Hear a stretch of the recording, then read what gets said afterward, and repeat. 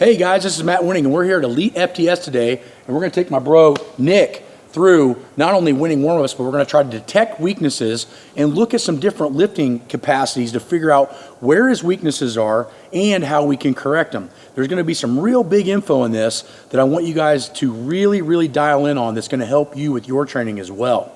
Now, Nick's been to me within the last probably 2 to 3 months, and what we have found, we already know where his weaknesses are. So now you're going to see me use this amazing gym with my mindset and figure out which exercises I want him to do to warm up. But what are Nick's weaknesses? Well, pretty simple. He has weaknesses like most of you watching have. So his glutes need some more firing. Okay, we figured that out last time he was at my facility. We also know his hamstrings were a big weak spot. And then what we also noticed when we took him up to heavy on the squats, because we have not measured the deadlift yet, that's what we're going to work on today, is we found that his upper back was starting to actually round over. So we need more upper back support. So he's having problems holding that particular position to be able to make maximum power and do it safely.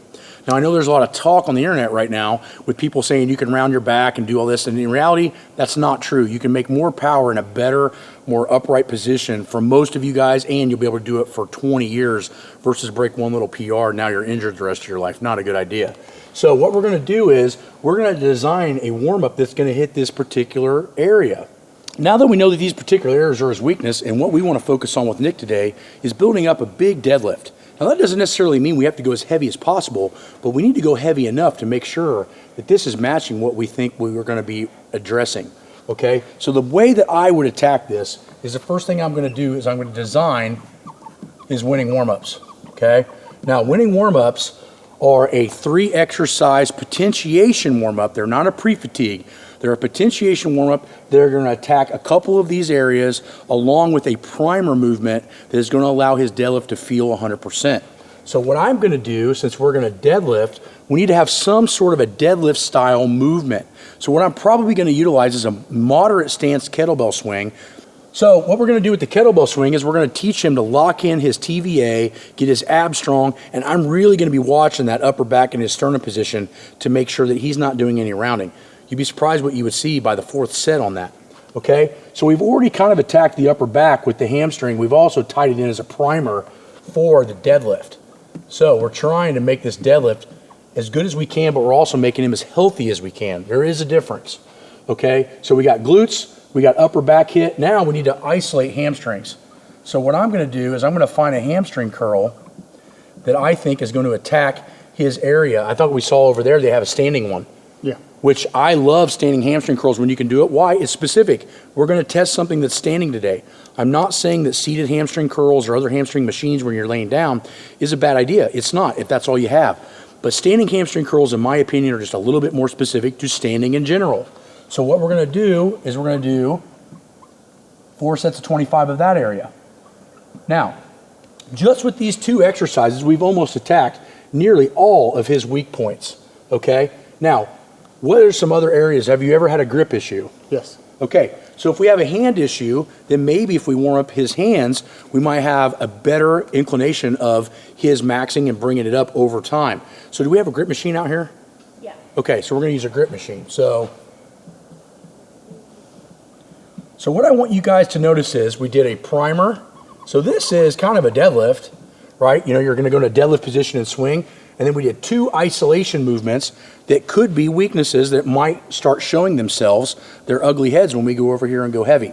So I hope you guys understand what Wenning Warmups is all about. Potentiate the weak muscle groups and then make sure that you prime the movement and make a close to kind of the same movement as you're gonna do in the main lift, and you're gonna have a better workout overall, okay? So let's get to the warm-up. Okay, so we've look through this huge gym, which a lot of us don't have access to, but there's a couple of pieces. You can get one of these for less than a couple $100 in some places.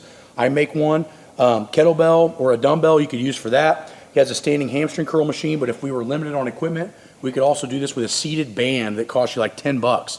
But I just like this machine. I got one in my own, actually in my own basement that I love. So what he's gonna do is we're gonna do 4 sets of 25 kettlebell swings, 4 sets of 25 hamstring curls, and 4 sets of 25 nice and smooth gripper. We're going to potentiate the forearm, get his hands ready. We're going to get his hamstrings ready neurologically, and we're going to get the motor pattern ready to deadlift. So let's have at it.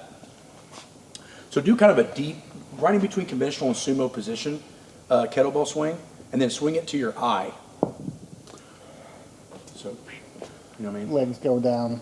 Just Yeah, basically make it like a the deadlift. squat, and I'll talk about it. But make it more like a squat instead of a hinge. Okay. Make sense? Yeah. Then go to the curls, and go to the gripper. All right, so what we're going to do is, first thing is kettlebell swing. So he's going to swing it to his eye.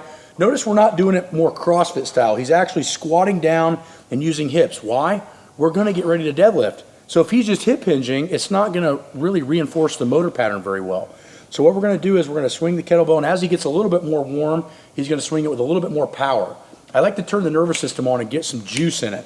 Tell it, hey, it's time to fire up, motherfucker, right? So he's going to do 25 of this, and what I'm looking for is his back. I'm wanting to see where it wants to round, if it's rounding here, if he's having an issue here. He looks pretty solid. We're not using a mega crazy heavy kettlebell, but it's some taxing work. Now you'd be surprised over a couple of sets what somebody would show you if you're looking.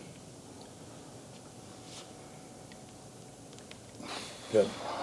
Now, no rest. He's going to go straight into hamstring curls. You do 25 each side.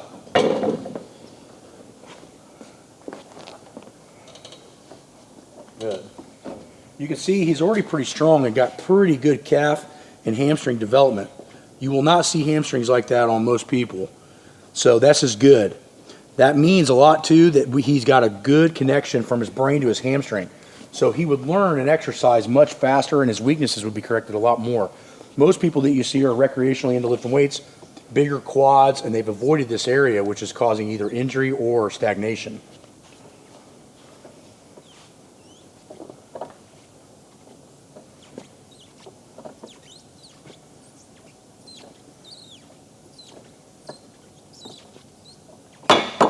Switch.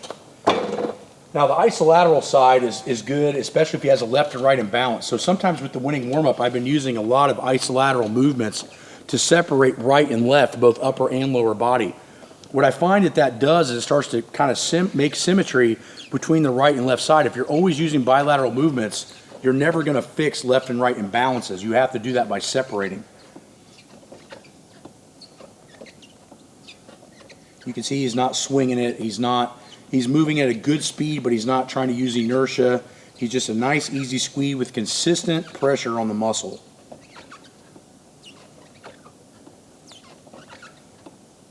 Good. Now, the last exercise we're going to go to is the grip machine. So he's had a grip issue before. We've talked about this in other assessments that I've done with him fairly recent. So what we're actually going to do is potentiate the forearm and the hands to get it ready to deadlift versus just hopping right into a deadlift without getting his hands ready to pull. Now, if he was more of a beginner, he is a 700 plus pound deadlifter. If he was more of a beginner, what I would do is I probably wouldn't warm his hands up. If I was a beginner, I would have him do some planking and some more bracing exercises to lock in the TVA. The kettlebell swing will do that, but it's not isolating it. So in another warm-up, he might put in more abdominal work, which is going to tie in that posture position.